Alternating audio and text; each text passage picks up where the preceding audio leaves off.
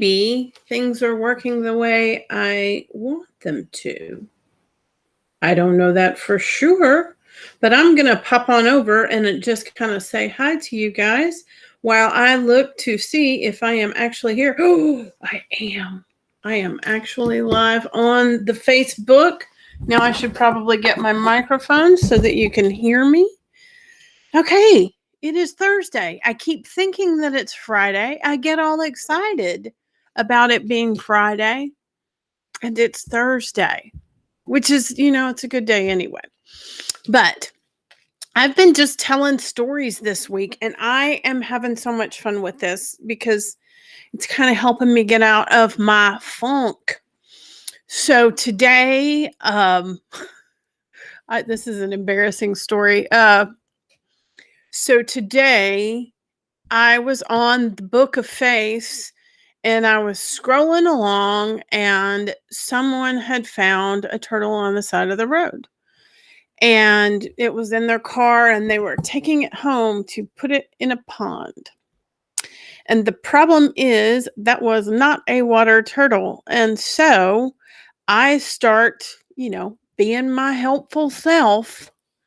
And I say, hey, that is not a water turtle. You're going to want to put that turtle in the yard. They need to be outdoors so that they can hibernate when it's time. I mean, what I really wanted to say is you should put that turtle down and not bring it home with you. But, we all do what we do. And so, and she says, no, it's a water turtle. Based on nothing. Now, mind you, other people are chiming in and saying things like, that's a tortoise. It's going to live 70 years and it's going to get huge. And I'm like, no, it's not. That's not a sulcata. That's a freaking box turtle. And so because I'm me, I go out and get pictures of North American box turtles and I post it, on this thread. And she says, none of these faces look like my turtle's face. And I'm like, it doesn't matter what the face looks like. So I'm getting really wound up because I know what I'm talking about. I also know these other people don't. And I'm getting really aggravated. And so the saga continues. I message Big Daddy and say, hey, I'm about to get in an online fight with a stranger over a turtle. And here's the thing. I don't know this person well. We might have met several years ago at a function, like in passing. We have some mutual friends from an organization that is filled with experts who may or may not be experts. And so, honest to God, she doesn't know me from anybody. And here I am telling her what she needs to do. And she doesn't have any reason to think that I know what I'm talking about because all these other people are completely confident in their assertions as well.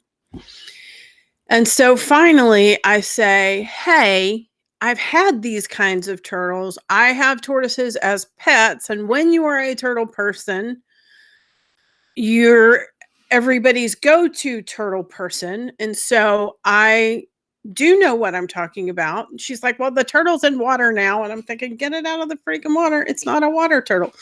But anyway, and again, she's sort of, this picture doesn't look like mine. And I explained that the dead giveaway is that there's this door on the shell of a box turtle that closes shut that other kinds of turtles don't have.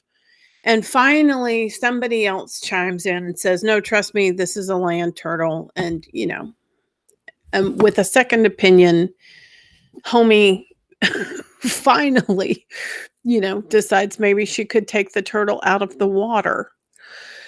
But I got so wound up, and I run into this a lot where one of my character defects is that I think people should know that I know things. They should just know I know what I'm talking about. And, um, and I forget to tell them why I know what I'm talking about when I do. Because here's the truth. I've also, I mean, there have been times, perhaps, when I have been very decisive and may not have known what I was talking about. But in this certain situation, I certainly did. And I will tell you that a lot of times online, I am very mindful about what I share and about when I'm trying to clarify that maybe something somebody else has shared that isn't true. I do research. I try to have something to back it up, which is why I shared the photo of the other box turtles. And um but as I was thinking about this, I was also thinking about how sometimes in our business we know what we're talking about, but we think people are just supposed to believe us because we're us, because we do what we do. And we forget to share our expertise, that we forget to explain I've been in the business, or I have had this experience, or I recognize this problem because I had this problem and here's what fixed it. And so we need to establish some expertise. And even better if we can get someone else to back us up on that. So that's why reviews and recommendations are money, because it's that second opinion of somebody who is removed from the situation, who can say, no, really, she does know what she's talking about. Here's what I've seen. Here's my experience with her.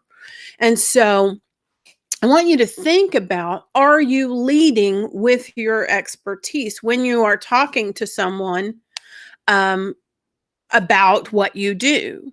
Are you giving them the information they need to know that they can trust you, that to know that you know what you're talking about? And so lately I have been reaching out to two different industries, and I lead with the fact that I have worked with it, in an HVAC office. Well, I didn't work in the office. See, I'm fibbing already. I have worked on an HVAC team. My very first client was in HVAC. My husband works in the industry, and thus I have a pretty good grasp of what you do and what services you provide. And thus, I feel pretty competent in sharing the information that your clients and customers need to know to trust you. Um, I also am reaching out. I'm currently reaching out to roofing companies, because before I started my social media company, I worked for a roofing company writing supplements for insurance companies. And so I know how residential roofing claims work.